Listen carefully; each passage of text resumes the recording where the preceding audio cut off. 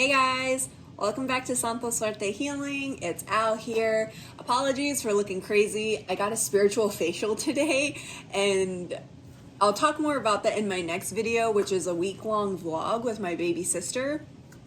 So I'll talk a little bit more about that. But today's video is about composting that is apartment friendly. Yeah! This was something that I had mentioned in my check-in video, and a lot of you guys responded well to it on wanting to know how to make apartment-friendly compost. What are some do's? What are some don'ts? So that's kind of what this video is. I am not an expert when it comes to composting. I am still learning myself, but I figured might as well go ahead and give you guys some tips that have been working out for me. Also, sorry for not making a video in 2 weeks. I started showing symptoms of COVID-19, so I was really taking that time to rest, but I was also doing a lot of shadow work and a lot of reflection, which is why I'm also taking a hiatus from Facebook and Instagram. So if I'm really silent on those pages, it's because I'm wanting to focus more on projects that I've started, community work that I've signed up for, and really trying to find a balance in continuing to evolve and ascend. That's not what we're here for anyway, but any hoosers. Back into the video. I started getting into composting back in 2019 when I started journeying with La Mala Hierba, which is formerly known as Seed Root and Bloom.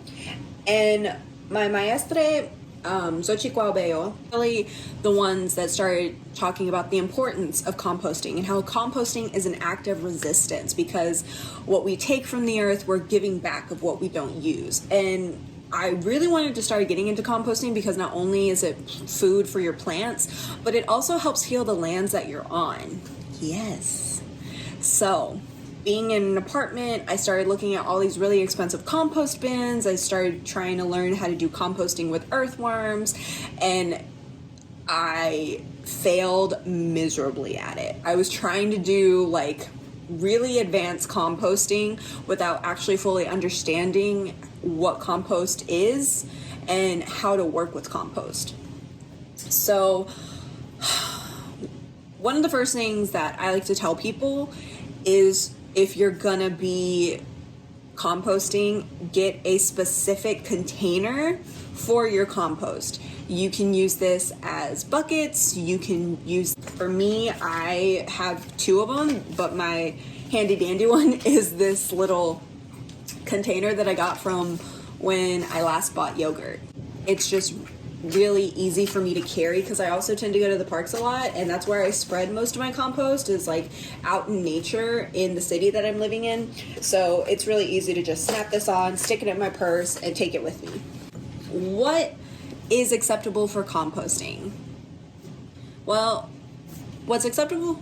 Things that are acceptable for composting are fruits, flowers, plant materials. You don't want to put in meats or bones because they're not going to be able to break down easily. So the whole point of composting is that you're able to gather materials that are going to be easily broken down and being able to turn back into the soil, and it offers nutrients to the soil and to the plants. So some things that I really like putting in my compost are coffee grinds, loose leaf tea that I've already have strained out and don't need to use anymore, eggshells. I like using the trimmings from my flowers. I also really like using anything that whenever I'm cooking and I'm using vegetables, I love to throw that in there. I wouldn't recommend tea that is in the little bags that you get, tea that you buy from the store. I really wouldn't recommend putting this into compost, just because even if it's like a really nice brand, a lot of the bags for store-bought teas contain microplastics, and we're not wanting to put microplastics back into our soil. We're really wanting to feed the soil, whether we're using this for plants that are our personal plants, or that we're using this to go and feed the plants that are in our neighborhoods. We really want to be giving the soil nutrients. And so you might be asking yourself, how do I prevent it from molding? The thing is that yes, it can break down by itself, but it also needs help breaking down. So if you watched my Embodying the High Priestess video, I actually filmed how I break down my compost. This was a stick that I found when I was hiking in the Greenbelt before it closed in Austin, and it called to me and I was like, I'm gonna take it home. And originally, because I have a knife that I carve wood with, for this one really called out to me for composting because of the end. I don't know if you can kind of see it. This looks like it was a branch, but the end and then this part. So to kind of get into it, I'm gonna take some of these eggshells out so you guys can see. So this is what I did earlier today. This is like ends from flower trimmings. We have more eggshells. There's coffee grinds in here. So whenever you are using or putting in like fresh produce that you didn't use for whatever meals you make into your compost bins, the first thing that I like to say is to lay them out and dry them. This has been one of the most helpful skills I have learned just from mistakes of me, instantly putting it in there, crushing it up, and then closing it. One of the biggest problems that I started having was that I was putting in fresh ends from like my bell peppers, the tops from my strawberries, blackberries or raspberries that I didn't eat and that my dogs decided to lick, but then they didn't want to eat them after all. And then I would close the lid and I leave my compost outside because it does tend to gather fruit flies and I didn't want those in my house. And then I started noticing that it was molding and it would turn into black mold. And I'm like, well, I can't give this. So then I have to throw it out and I feel really bad because then all of this that I've collected, I've just wasted. So when it comes to like fruit tops, when it comes to vegetables that you're using, and more so vegetables that can retain a lot of water and that have a lot of water in their cell structure, you really want to let those dry out for at least 24 to 48 hours. And the reason why you want to do that is because one, it's drawing out the excess moisture in it, so it makes it a lot easier for it to break down, but it also prevents mold from happening. So in this clip, to see all that we need is in a community.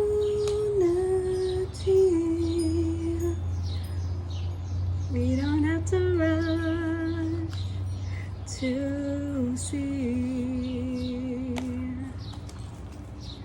All that we need lives in you and me.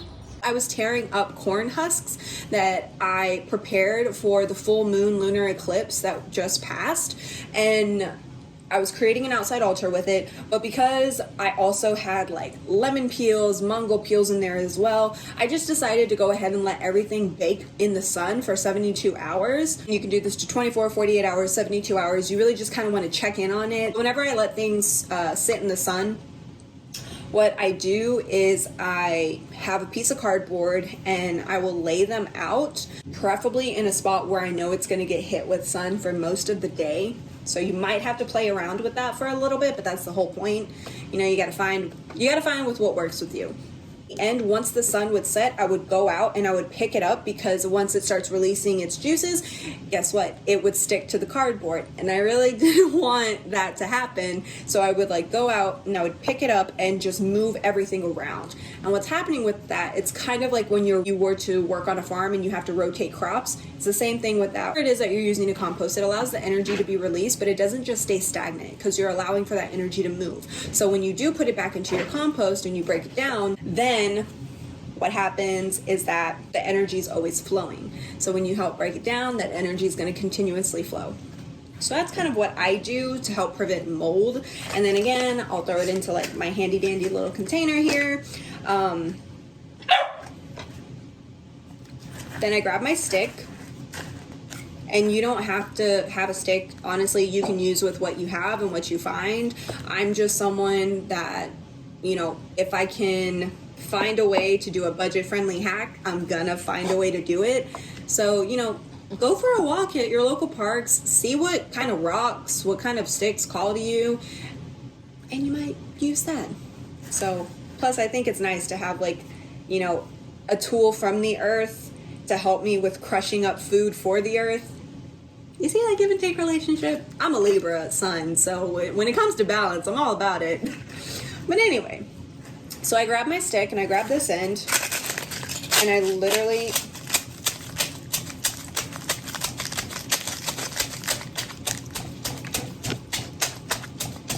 I just crush up as much as I can. Give it a nice good tap. And then I take this end, and what I do, and I'll kind of show you, is, you know, have you ever seen the Great British Baking Show where they're like, want to overmix, you want to fold? Well, guess what? That's what I'm doing. You know, baking might not be in my strong suit, but damn it, I did learn how to fold, and that came in handy because, you know, everything that's at the bottom that has moisture being released, I'm allowing for it to be brought back up, and it's getting turned over. And that's like a really key ingredient whenever you are doing at-home composting, is you want to make sure that you're constantly turning over your compost, because if you don't, again, it allows for mold to happen and to grow, and we ain't about that. And so once I have it like pretty well turned over, I just go back in with crushing it, and I repeat that process until it's looking pretty fine enough. Like whenever you turn, if stuff falls out, that's totally fine. You can totally like put it to the side. You can always toss it back in later. And so you can kind of see, like, I have stems from flowers, and those don't break down as easily, but that's totally fine. When it comes to stems of flowers, or even, you know, I was using carrot tops for a while. You know, for things that don't crush up so easily, it's totally fine. We really are just wanting to try and make it as easy breakdown as possible. That's really what I like to say is our main goal when it comes into us using compost, is it's really just our goal to kind of help it with the process of breaking down, so that way when we put it back into the soil, it starts doing the work itself.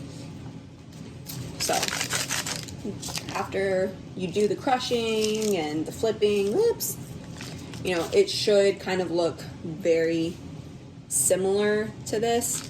And so then guess what I do once I get done crushing it? Yep, I put it back out into the sun. And you know, you might be asking yourself, like, well, Al, wouldn't we want it to retain moisture?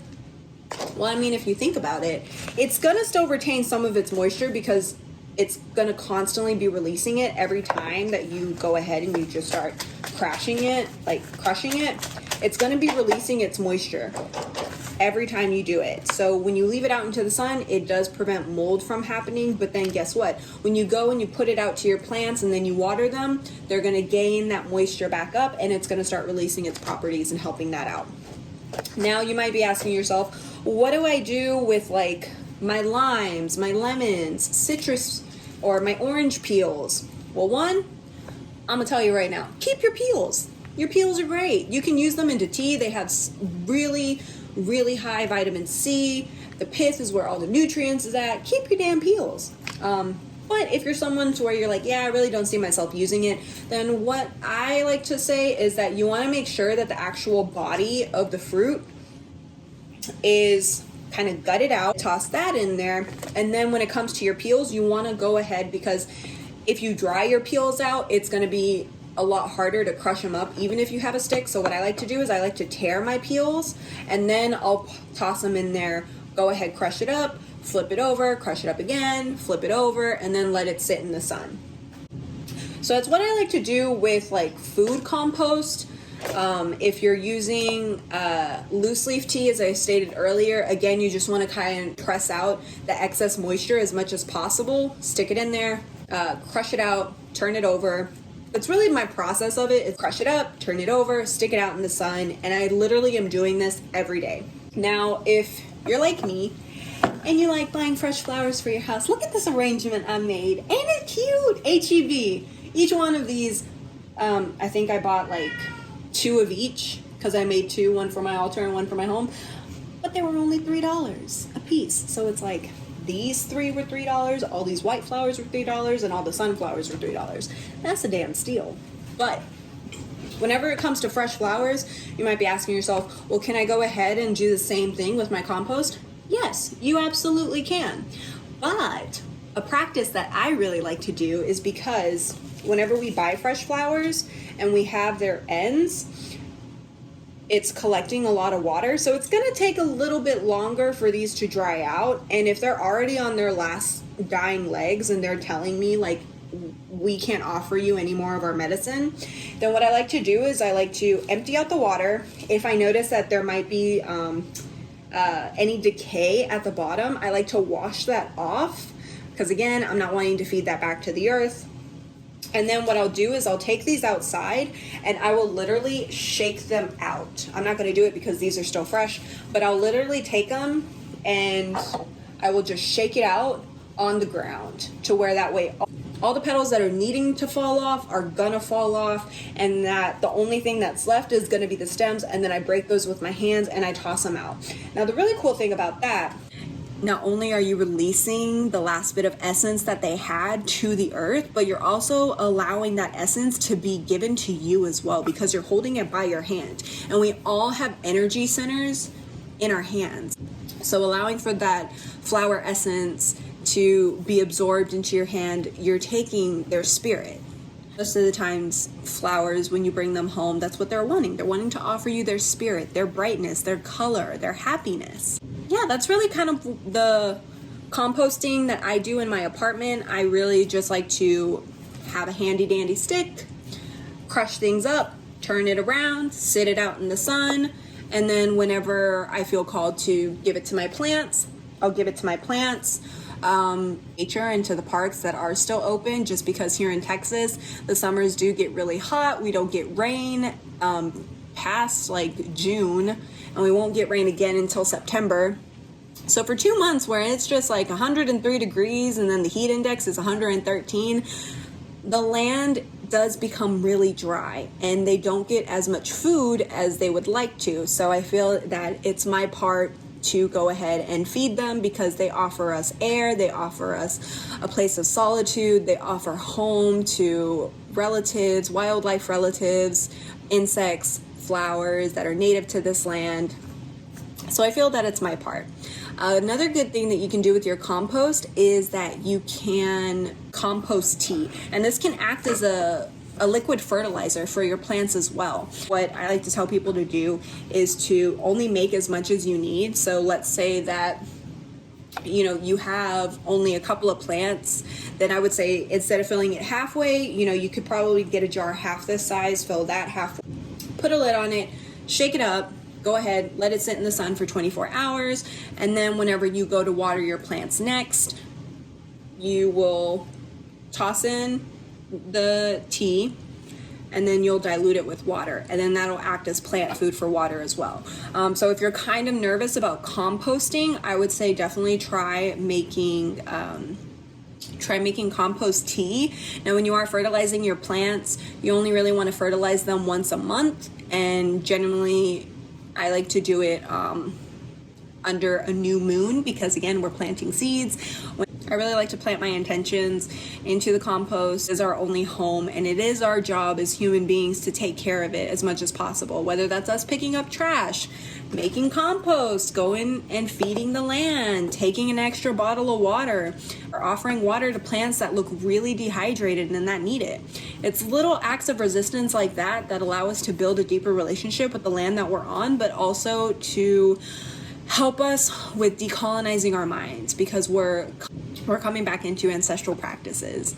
So I hope you guys like this video.